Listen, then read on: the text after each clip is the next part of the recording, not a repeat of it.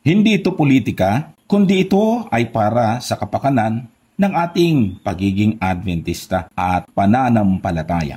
Ilang araw na lang, eleksyon na, may kanya-kanya tayong kalayaan para pumili sa gusto nating iboto. Sa pagkakataong ito, nais kong magbigay ng idea para sa mga kasamahan sa pananampalataya, walang iba kundi ang Seventh-day Adventist. Ito ay patungkol sa Aangat Tayo Party List na tatakbo para makakuha ng pwesto sa Kongreso. Tayong lahat ay buboto dahil kailangan natin ito bilang isang mamamayang Pilipino, bilang mga Adventista. Bakit kailangan natin iboto ang Aangat Tayo Party List? Ano ba ang mahalagang nagawa nito para sa kapakanan ng ating pananampalataya? Una, malaki ang kanilang naitulong sa Hope Channel. Alam nyo, napakahirap makakuha ng prangkisa sa isang TV channel sa Pilipinas, kahit pa ito ay renewal. Narito ang mga kadahilanan kung bakit mahirap. Una, dadaan ka sa Kongreso. Napakahigpit na pagdadaanan ito. Tataklakayin kasi kung dapat ka ba mabigyan ng franchise o hindi. Opo, ang prangkisa o legislative franchise para sa pag-operate ng isang TV channel sa Pilipinas ay kailangan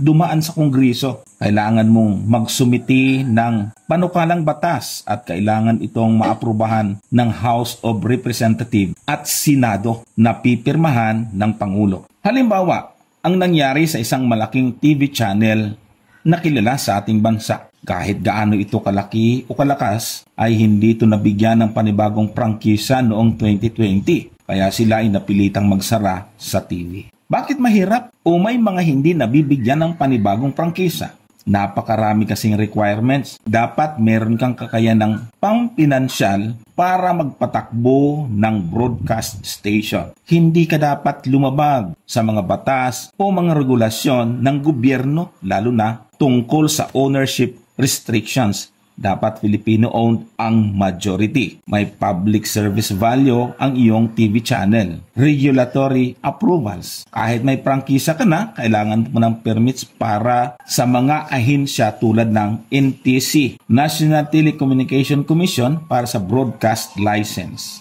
SEC o Security and Exchange Commission para sa business registration. LGU permits, local permit kung saan mo itatayo ang mga transmitters. Pang-apat, matagal at magastos ang proseso. Pwede abutin ng mga taon. May mga prangkisa na naiipit sa Kongreso ng mahigit 5 taon. Kaya nga, sa maraming kaso tulad ng Hope Channel Philippines, malaking tulong kung may mga kakampi ka sa gobyerno o may support ng mga mambabatas gaya ng nangyari sa Aangat Tayo Party List. Kapag ganon, mapapabilis at protektado. Isa ito sa napakalaking nagawa ng Aangat Tayo Party List na hindi pwede pagpalit ng mga kapatid at iboto ang party list na hindi naman makakatulong sa ating ipinaglalabang pananampalataya. Kaya ang Aangat Tayo Party List sa pamamagitan ni Representative Atty. Neil Abayon ang pangunahing sponsor na nagpanukalang batas para sa renewal ng franchise ng Gateway UHF Television Broadcasting Incorporated na siyang nag-ooperate ng Hope Channel sa bansa. Ang kanyang pagsuporta ay naging susi upang maipasa ang panukala sa mababang kapulungan at kalaunan ay naaprubahan din sa Senado.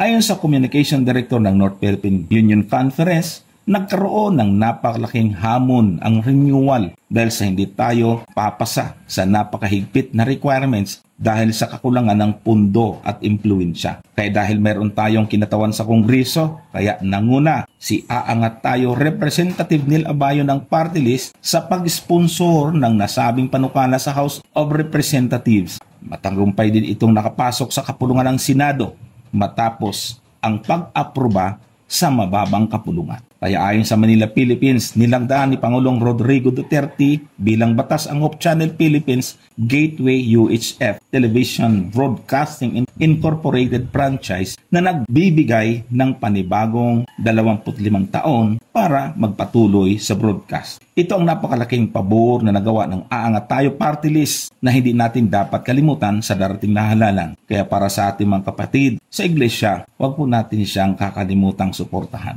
Bukod sa channel, ano pa ang mahalagang nagawa ng Aangat Tayo Party List? Isa rito ang pagtatanggol sa karapatang panrelihiyon ng mga Adventist. Noong 2018, naging abogado si Representative Attorney Neil Abayon sa kaso ni Denmark Balmores, isang Adventistang estudyante sa Mindanao College of Medicine.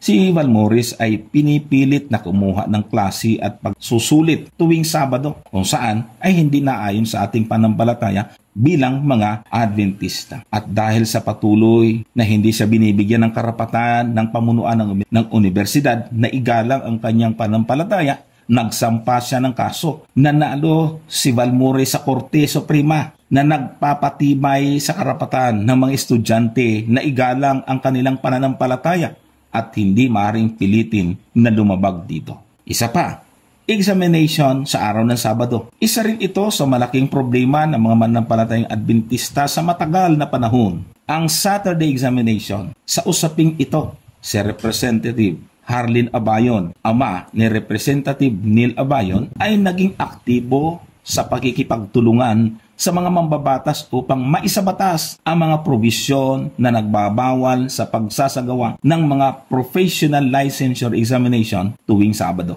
Bagaman may naunang administrative order mula kay dating Pangulong Estrada na nagbabawal sa mga pagsusulit tuwing Sabado, subalit hindi ito itinuturing na batas. Kaya ninais ni Representative Harleen Abayon na ito ay tuluyang maisabatas upang masiguro ang proteksyon ng karapatan ng mga Seventh-day Adventist. Ang balitang ito ay mapapanood sa Adventist News Network. Ano ang naging epekto sa mga estudyanteng mga Adventist? Dahil sa hakbang na ito, may maraming Adventist na estudyante ang nabigyan ng karapatan na hindi dapat pilitin kumuha ng examination tuwing Sabado. Ang mga desisyong ito ay naging gabay para sa mga paaralan at ahensya ng gobyerno na igalang ang paniniwalang panrelihiyon ng mga Seventh-day Adventist. Noong 2017, naglabas ng desisyon ang Korte Suprema na nagsasabing ang mga institusyong pang-edukasyon ay may obligasyong igalang ang kalayaan sa panampalataya ng kanilang mga estudyante. Ang kasaysayang ito ay mababasa sa Adventist Review.